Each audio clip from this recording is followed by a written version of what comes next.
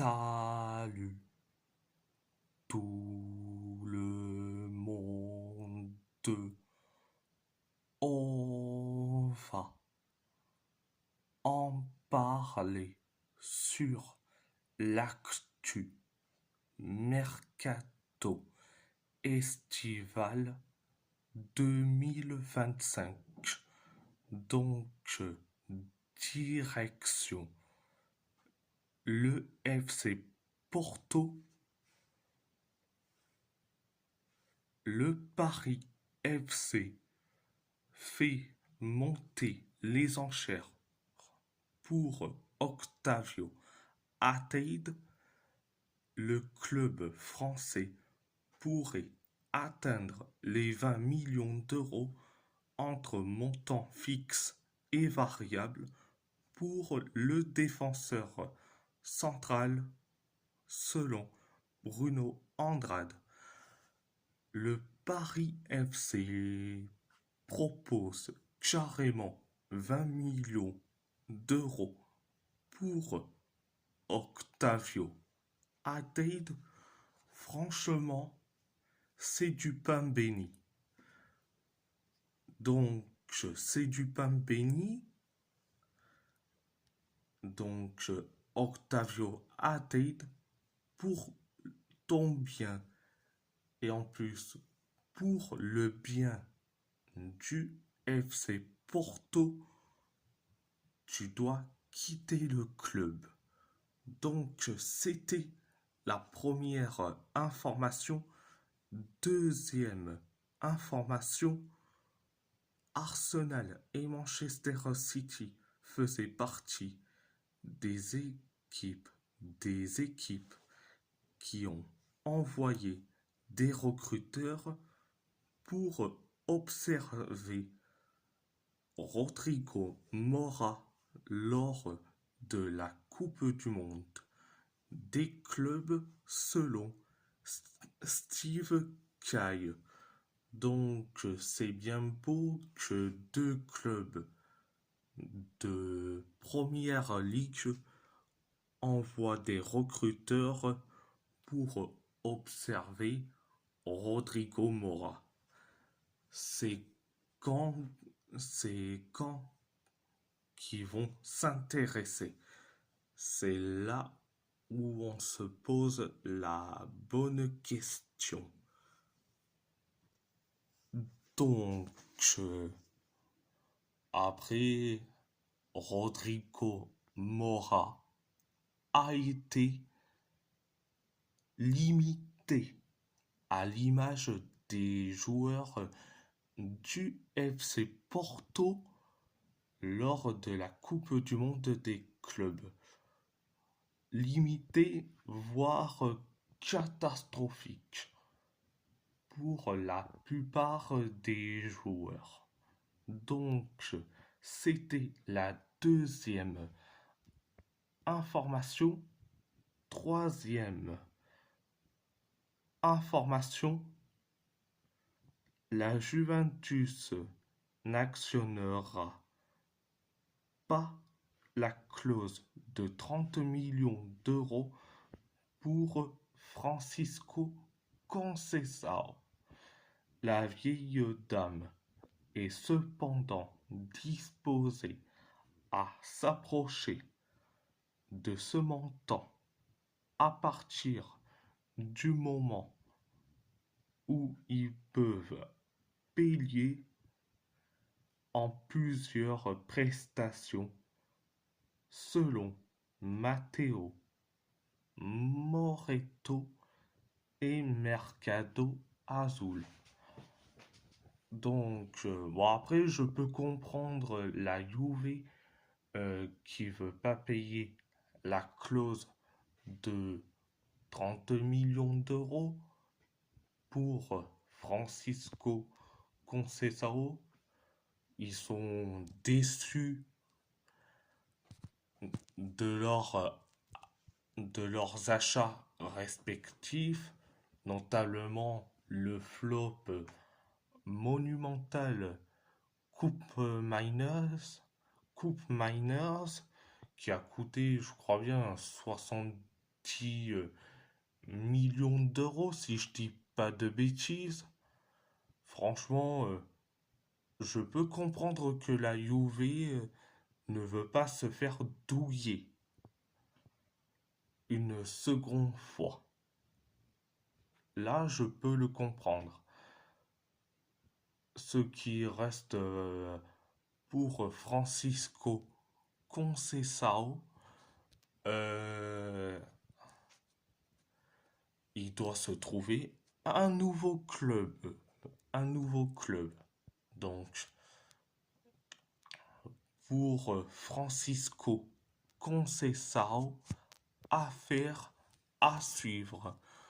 Donc, c'était la troisième information.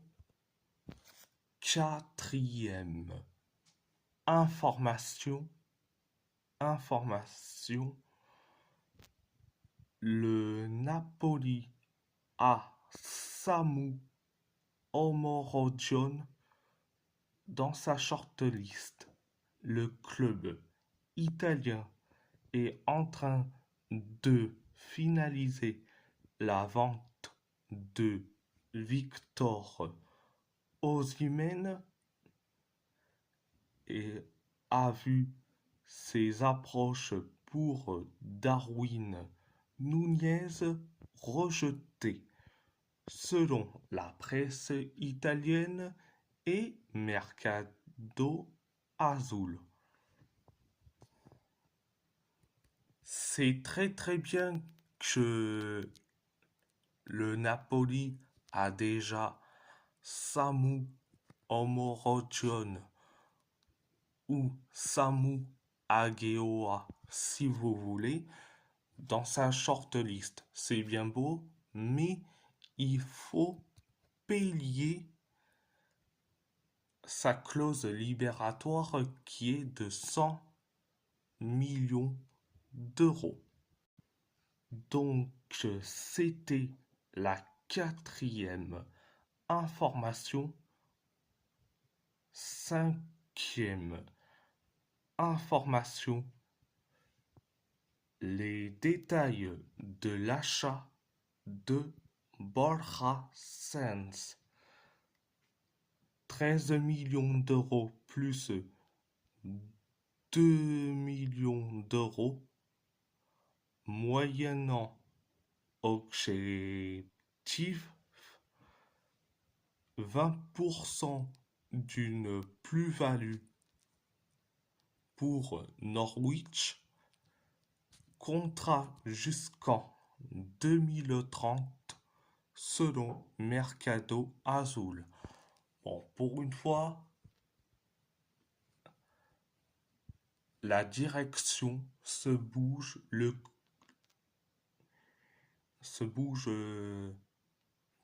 carrément. Donc,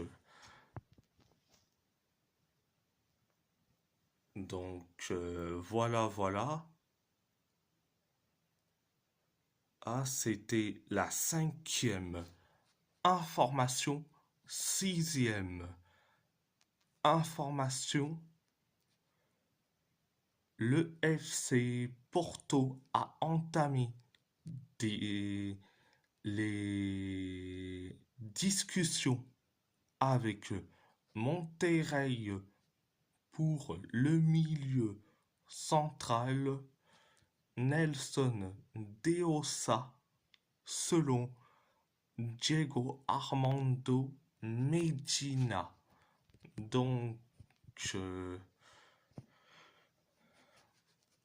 pour une fois, on recrute un milieu central, bon, pour faire soit une concurrence à Alan Varela ou soit qui soit titulaire. Donc voilà, c'était la sixième information. Direction Galatasaray. Como s'intéresse à Davinson Sanchez, comme nouveau défenseur central. Il est une option dans leur liste restreinte, selon Fabrizio Romano. Donc, ça serait une grossière erreur de se séparer de Davinson Sanchez. Donc, ça, je dis direct. Donc, c'était la première information. Deuxième information, Victor Osimhen insiste auprès des dirigeants du Napoli à signer à Galatasaray selon Fabrizio Romano. Bon, voilà. Ah, c'est peut-être la fin de ce chapitre en mode telenovela pour Victor Osimhen. Bon, c'est bien que il a insisté auprès des dirigeants napolitains pour signer à Galatasaray, mais pour ça, il faut que le club euh, paye carrément en 75 millions d'euros pour Victor Osimhen. Donc, voilà, voilà. C'était la deuxième information. La deuxième information, direction Wolverhampton, le milieu défensif Joe Hodge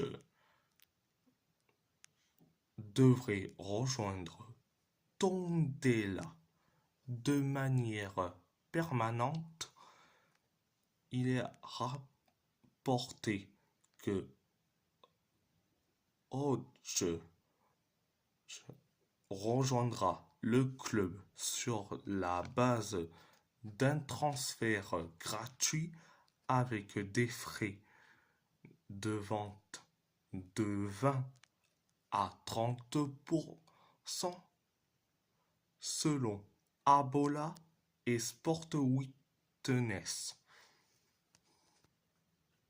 Bah, pour une fois, ah, Joe Hodge découvrira le Portugal et en plus le championnat portugais. Donc, tant mieux qu'on se débarrasse de Joe Hodge.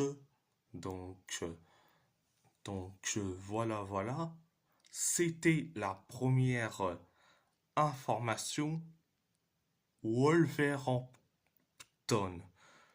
regarderait le gardien de but de Coritiba, Pedro Morisco. Le Brésilien est d'une des nombreuses options que le club envisage en tant que le joueur pour se battre pour des places. Morisco a réalisé 7 clean sheets en 8 matchs jusqu'à présent cette saison. Euh, selon Nizar Kinsella. Bon, c'est plutôt cette année civile. Donc, c'est juste pour corriger. Mais après, concernant Pedro Morisco, c'est un jeune gardien. Il a 21 ans. C'est prometteur. Donc, je dis franchement, il faut le recruter. Vu que malheureusement, on a carrément nos quatre tocards. Nos quatre tocards sont José Sa, Sam Johnston, Daniel Benkley et Tom King. Donc, euh, franchement, oh, Morisco, en plus, c'est jeune, c'est prometteur. Donc, il faut mieux aller foncer sur lui. Donc, c'était la deuxième information. Troisième information, une proposition pour Wallace Yann est toujours attendue des Wolves dans les prochains jours selon Bruno Lemos. Donc, Wallace Yann, c'est un bon joueur, mais franchement,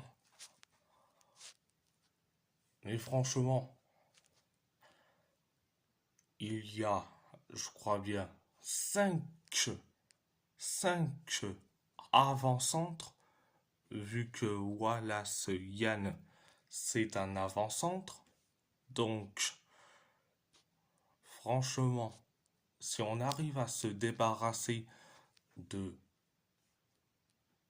3 des avant-centres, c'est tant mieux. Donc après, concernant Wallace Yann, affaire à suivre. C'était la troisième information. Direction l'Athletic Bilbao. Le recrutement d'Emeric Laporte avance lentement car il s'agit d'une opération très complexe. Le défenseur souhaite revenir à l'Athletic Bilbao à la demande d'Ernesto Valverde selon Javier Beltran et As. Donc, s'ils arrivent à recruter Emeric Laporte, tant mieux. Et en plus,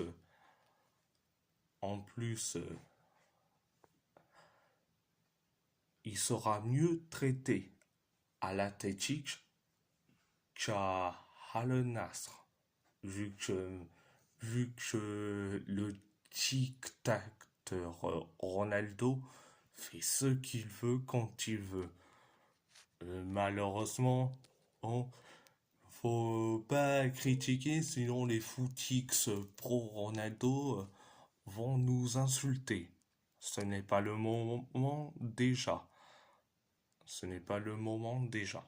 Donc, bref, c'était la première information. Deuxième information, l'accord entre l'Athletic Bilbao et Valence pour Julen Aguirrezabala est clôturé selon Matteo Moretto. Bon, après, concernant Julen Aguirrezabala, c'est affaire à suivre. Donc, direction l'AS Roma, Maïs Villar dit enfin oui à une prolongation. Maïs Villar aurait dit oui à une prolongation de contrat avec la Roma. La Roma. Les parties se sont accordées sur un contrat de 5 ans et un salaire de 4 millions d'euros par saison, signature aujourd'hui selon Sky Sport. Donc, donc je suis très content. Maïs Villar, enfin, il sera un romaniste. Donc, vu que il prolonge son contrat, c'est parfait. Donc, c'était la première information. Direction, direction, le PSG, le PSG, Vimoge Mutu a signé librement jusqu'en 2026 avec Guingamp. Donc, tant mieux pour lui. Il a signé dans un club où il aura sa chance. Il sera titulaire, il aura du temps de jeu et en plus, il évoluera avec l'équipe réserve. Donc, voilà. Et si la vidéo vous plaît, abonnez-vous à ma chaîne YouTube, likez, commentez si vous avez envie ou pas. C'est votre choix. À part ça, je vous laisse et merci beaucoup, un grand merci beaucoup